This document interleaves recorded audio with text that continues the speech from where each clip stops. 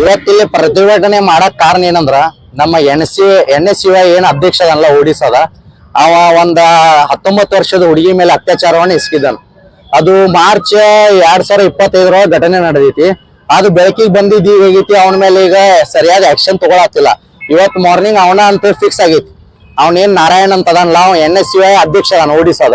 ಅವ್ ಏನ್ ಮಾಡಿದಾನು, ಒಂದು ಮಹಿಳೆಯನ್ನ 19 ವರ್ಷದ ಇಂಜಿನಿಯರ್ ಮಹಿಳೆಯನ್ನ ಊಟಕ್ಕೆ ಆಹ್ವಾನ ಮಾಡಿ ಡ್ರಗ್ಸ್ ನೀಡಿ ಟ್ಯಾಬ್ಲೆಟ್ ಅನ್ನು ನೀಡಿ ಅಕ್ಕಿ ಮೇಲೆ ಅತ್ಯಾಚಾರ ಎಸಗಿದಾನ.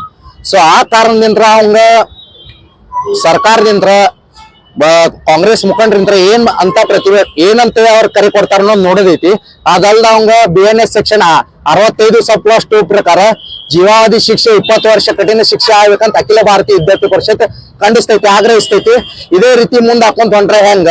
ಮತ್ ಕಾಂಗ್ರೆಸ್ ಸರ್ಕಾರ ಈಗಾಗಲೇ ಮೊನ್ನೆ ಎಲೆಕ್ಷನ್ ಬೇಕಂತ ಸರ್ಕಾರಿ ಕಾಲೇಜ್ ಒಳಗೆ ಎಲೆಕ್ಷನ್ ಬೇಕಂತ ಅನ್ನತ್ತೀರ. ಇಂತ ಹುಡುಗರ್ನವ್ರು ಬೆಳೆಸಾತಾರ ಅಂದ್ರೆ ಹೆಂಗ? ಸಮಾಜದಾಗ ಒಂದ್ ಒಳ್ಳೆ ಹುಡುಗರ್ನ ಬೆಳೆಸೋದ್ ಹೋಗಿ ಈ ರೇಪ್ ಮಾಡುವಂತ ಹುಡುಗರ್ನ ಬೆಳೆಸಾತಾರೋ, ಅತ್ಯಾಚಾರ ಮಾಡುವಂತ ಹುಡುಗರ್ನ ಬೆಳೆಸಾತಾರೋ, ಹೆಂಗ ರೌಡಿಸಮ್ ಇರುವಂತ ಹುಡುಗರ್ನ ಬೆಳೆಸಾತಾರೋ. ಇವ್ರು ಸರಿಯಾದ ರೀತಿಯಾಗಿ ಆಕ್ಷನ್ ತಗೊಳತ್ತಿಲ್ಲ. ಇದೇ ರೀತಿ ಮುಂದೆ ಹಾಕೊಂಡ್ ಹೊಂಟ್ರೆ ಇದಕ್ಕೆ ಉಗ್ರವಾದ ಹೋರಾಟ